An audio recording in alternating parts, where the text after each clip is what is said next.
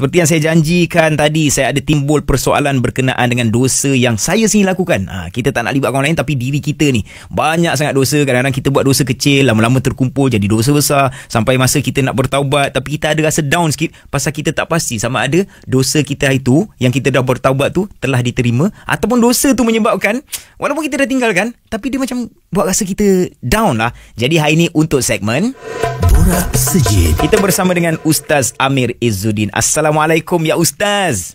Waalaikumsalam warahmatullahi wabarakatuh. Alhamdulillah, saya sihat Alhamdulillah, dan harap Ustaz juga dapat berkongsikan ilmu untuk bagi kata-kata semangat ni untuk pendosa-pendosa macam mana sendiri ni. Macam persoalan tadi tu timbul tadi sendiri, dan mungkin sahabat-sahabat kita kat luar sana pun timbul benda yang sama Ustaz. Kita rasa down sangat dengan dosa yang dah lepas ni.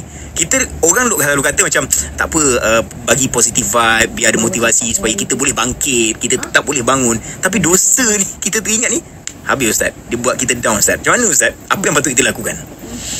Okey, baik. So dalam hadis riwayat Muslim, so dia ada satu potongan yang agak pendek, sebenarnya kita punya pendengar pun boleh hafal, iaitu wal ismu ma haka fi sadri. So Rasulullah SAW bersabda, dosa tu adalah satu yang gelisahkan hati kita. So memang bila berlaku dosa, dia memberi kesan kepada kita punya kesihatan mental lah. Lepas tu kadang-kadang kita down, kita rasa stres, kita rasa macam minggu tu macam, atau hari tu macam tak ada mood. Kita kalau boleh nak duduk sorang-sorang kan. Betul? Malah nak bergaul dengan orang lain, tak nak bersosial. Tapi keadaan ni tak berapa bagus lah. Sebab keadaan ni dia membawa kepada cerita, kalau kita follow saya yang minggu lepas, kita cerita Iblis kan. Betul. So Iblis ni nama dia datang dari kataan Ablasa. So Ablasa ni bermaksud hampa, putus asa daripada rahmat Allah SWT.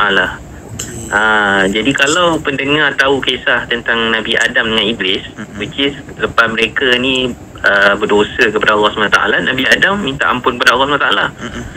Kan Nabi Adam doa, Rabbana zalamna anfusana wa illam taghfir lana wa tarhamna lanakunanna minal khasirin. Wahai Tuhan kami, kedua Adam dan pasangannya, wahai Tuhan kami menganiaya diri kami, dan kalau Engkau tidak ampunkan dosa kami, nescaya kami ni masuk orang-orang yang rugi. Itu Nabi Adam lepas berdosa minta ampun.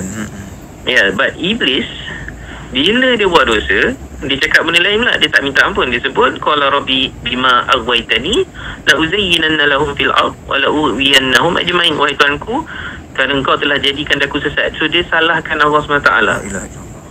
Kan? So kita tak nak jadi orang yang kalau something bad happen kat kita ada disangka buruk pada Tuhan. Kenapa Tuhan bagi aku macam ni ya? Kenapa? Kita tak nak ada kata macam tu. That is not. Sebab dalam satu hadis lah dia sebut, aku ni Allah SWT ni, hadis kursi, aku ni menurut sangkaan hamba aku. Pernah dengar. Ana inna zonni abdi right? So aku ni menurut sangkaan hamba aku. Jadi kalau kita bersangka buruk pada Allah SWT, maknanya memang itulah yang Allah nak dari kita tu sebenarnya. Jadi kita kena positif lah. Kan? So syaitan kata apa? Dia kata engkau dah jadikan aku sesat, demi sungguhnya aku akan memperelokkan, aku akan lauzayyinan, aku akan cantikkan semua dosa-dosa jenis maksiat ni kepada Adam dan zuriatnya, dan aku akan sesatkan mereka semua. Jadi kita ada orang yang kalau dia berdosa dia minta ampun, which is ini laluan Adam. And then kita ada satu lagi golongan yang kalau dia berdosa, dia nak orang lain buat dosa macam dia juga, atau dia nak promote dosa dia. Allahu Akbar. Which is these are not the jalan yang bagus lah. Kan, yang kita nak elakkan daripada tu. Okey. Kalau pendengar-pendengar rasa sedih, rasa stres dengan dosa, tak ada mood, hari ni rasa alah tak nak social, nak duduk sorang-sorang, saya nak cerita ada satu kisah lah. Kisah Hanzalah dengan Abu Bakar jumpa dengan Nabi. Okey Ustaz, saya rasa cerita tu macam menarik dan perlukan masa yang lama lagi untuk kita sembang. Hanzalah dan juga Nabi tu kita sambung sampai Ustaz, boleh Boleh, kita jumpa lepas ni. Alright, insyaAllah. Terus Sim Zayan, destinasi nasyid anda. Sebelum kita mengakhiri segmen dengan Borak Masjid dengan Ustaz Amin ni, saya nak ucapkan terima kasih dekat Ustaz Amin, sebab ialah dalam kita memikirkan dosa-dosa kita yang telah lalu sampai menyebabkan kita nak bersendirian, down, rasa tak boleh buat apa, tapi Ustaz Amin hadir dengan kata-kata yang memujuk hati kita untuk sentiasalah bertaubat. Jangan jadi seperti Iblis, tetapi jadilah seperti ayah kita, Nabi Adam AS. Dan Ustaz kata Ustaz nak kongsikan kisah yang mana Hanzalah bertemu Nabi Muhammad SAW SAW tu tentang apa tu, Ustaz? Yeah. Okay, so cerita dia macam ni. So Hanzalah ni dia jumpa Abu Bakar dulu. Jadi bila dia jumpa Abu Bakar, dia kata kat Abu Bakar, dia kata bila aku dengar tazkirah Nabi ni, Rasulullah SAW ni, aku menangis. Tapi bila aku kembali kepada family aku, kan, aku bergelak ketawa, aku rasa aku dah lupa dah semua ni. Jadi bila cerita dekat Abu Bakar kata aku berasa benda yang sama. Jadi mereka berdua ni radhiyallahu anhuma ni jumpa dengan Nabi. Jadi masa jumpa Nabi, Hanzalah ni kata, ya Rasulullah, nafaqah Hanzalah, aku ni dah jadi munafik. Kan, wahai Rasulullah, sesungguhnya aku dah jadi munafik. Nah, munafik ni kalau dalam Quran, innal munafiqin fi darkil asfali minan nar. Orang munafik ni paling bawah dalam neraka. Alhamdulillah. Kata besarlah dosa munafik ni. Okey, so takutnya sahabat dengan sikap munafik ni, takut berdosa ni. Lalu Rasulullah SAW tanya. Jadi Rasulullah SAW respon pada Hanzalah ni lah.